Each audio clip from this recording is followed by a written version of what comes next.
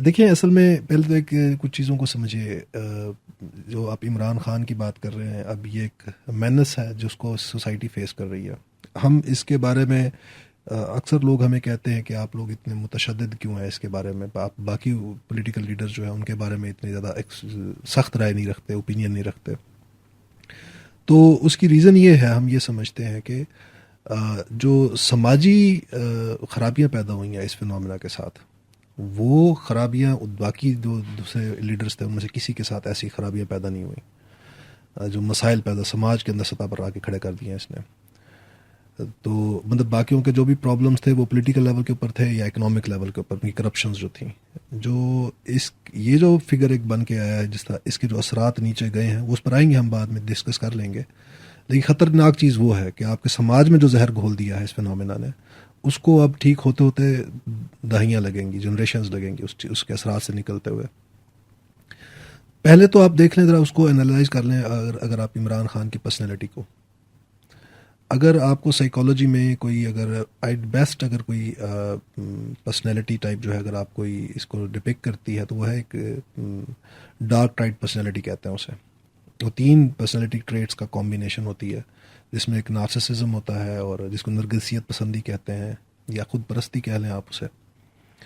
और दूसरा जो है वो मैकियावेलिज्म होता है कि भाई ये लोग बड़े, कोई ऐसे लोग जो कि अपने गोल्स को अचीव करने में बड़े रूथलेस होते हैं, बड़े डिक्टेटोरियल होते हैं, किसी की बात नहीं सुनते, बस अपने डायरेक्शंस देते हैं और लोगों को चाहते हैं कि बस उनकी बातों को फॉलो करे या किया जाए, कोई क्वेश्चन ना करे उनकी अथॉरिटी को। और साइकोपैथ्स होते हैं, साइकोपैथी होती है जिसमें कि इमोशनलेस होता है इंसान, दूसरों के बारे में, दूसरों के मसाइल के बारे में, दूसरों के, उसके अंदर कहना है हमदर्दी का जज्बा बिल्कुल नहीं होता। इसलिए रुथलेस होते हैं ये लोग अपने गोल्स को अचीव करने के मामले में।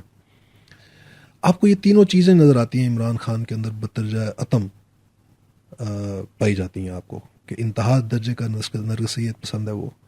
और उसने अपना एक जो इमेज बिल्ड किया अपना इस किस्म का, कि चल रहा कैसे रहा है, बैठ कैसे रहा है, इसकी सारी वो आप देखें ना, इनकी पूरी स्ट्रेटजी जो है वो सारी इसी चीज़ के गिर्द घूम रही है कि वो एक बहुत ही हैंडसम है। और मतलब एक लीडर है जिसकी तवज्जो जो है वो कारहा रियासत को संवारने की बजाय उसके अपने मेकअप्स और अपनी गुड लुक्स और उसकी प्रोपेगेशन, इसके अंदर सारा फोकस लगा हुआ है।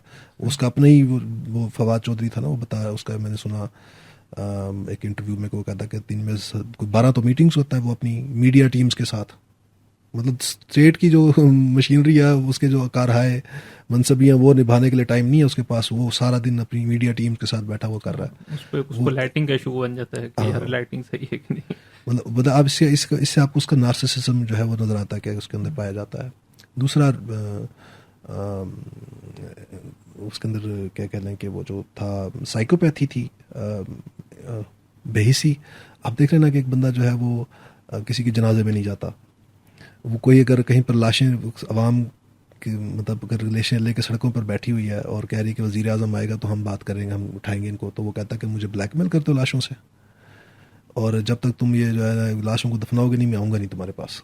हम्म। ये हज़ारा में जो जी जी वाक़या जी, हुआ था कोयटा उसमें में जो आपको हुआ याद था। होगा। तो और इसके इर्द गिर्द जितने भी लोगों ने कुर्बानियाँ दी हैं, आप देखें उनका बहुत करीबी दोस्त है, गहरा दोस्त नईमुल हक है वो। मतलब मैं स्टूडेंट ऑफ साइकोलॉजी इस इंफॉर्मेशन को जो है ना मैं वो डाइसेक्ट कर रहा हूँ, कि उसकी डेथ हो जाती है कैंसर से, वो नहीं जाता उसके घर, हम्म। मतलब गहरा तरीन दोस्त है उसका। और ऐसे ही उसके जितने भी पुराने ताल्लुकात रहे हैं, उसके अपने कज़न्स के साथ रिलेशनशिप्स हैं, उसके अपने उसके मामले में कितना कोल्ड नज़र आता है आपको वो। हम्म। इवन अपने फादर के साथ जो उसकी रिलेशनशिप के बारे में हमने जो सुना है, जो इतलात हैं, खबरें हैं हमारे पास, इवन अब उसकी अपनी वालदा के बारे में जो इतलात है, उसकी जो अपने जो कलीग्स हैं, जो उसके सपोर्ट्समैन हैं, वो बताते हैं कि वी काउंटी खेल रहा था और ये जो है इसको हमने भेजा था, ज़बरदस्ती भेजा था पाकिस्तान के, जाओ तुम्हारी वालदा की कंडीशन बहुत क्रिटिकल है, तो ये तो अपने खेलों में मस्त था ये वहाँ पर। तो आपको उसके अंदर वो साइकोपैथी भी नज़र आती है कि वो मतलब रुथलेस है, वो उसके इर्द गिर्द जितने भी रिलेशनशिप्स हैं उनके मामले में। अम, अब ऐसा बंदा, ऐसी करे कोई भी हो, मैं हूँ, आप हूँ, कोई और भी हो, क्या वो अगर कोई मूवमेंट लेके खड़ा होना चाहता है, मतलब या ख्याल है कि लीडर बनना चाहता है, उसको फॉलोअर्स कैसे दरकार होंगे? कोई रैशनल माइंड रखने वाला बंदा उसको सूट करेगा? कोई क्वेश्चन करने वाला बंदा उसको सूट करेगा? मतलब उसे कल्ट बनाना है ना एक। तो कल्ट में तो ये होता है कि जो लीडर कहेगा आपने मानना है। वो मैंने पढ़ा है, मैकियावेलिनिज्म की बताया मैंने कि ये लोग जो हैं वो सिर्फ चाहते हैं कि इनकी डायरेक्शंस को फॉलो किया जाता है, ये इनको कोई डायरेक्शन ना दे। तो अब एक बंदा है जो लीडर बन के खड़ा हो रहा है, तो आप उसकी पर्सनैलिटी को जब तक नहीं समझेंगे आप समझ नहीं सकेंगे उसकी सारी आगे की स्ट्रैटेजीज को। तो अब ऐसे बंदे को रैशनल आदमी सूट नहीं करेगा, क्वेश्चन करने वाला आदमी सूट नहीं करेगा। इसको जो सूट करेंगे वो होंगे जो कि रैशनैलिटी का खाना जिनका बंद हो, जो सिंपली ओबे करने वाले, सोच रखने वाले हों, या फॉलो, जिनकी माइंडसेट या जिनकी जो ओरिएंटेशन है वो फॉलोअरशिप वाली है, लीडरशिप वाली नहीं है।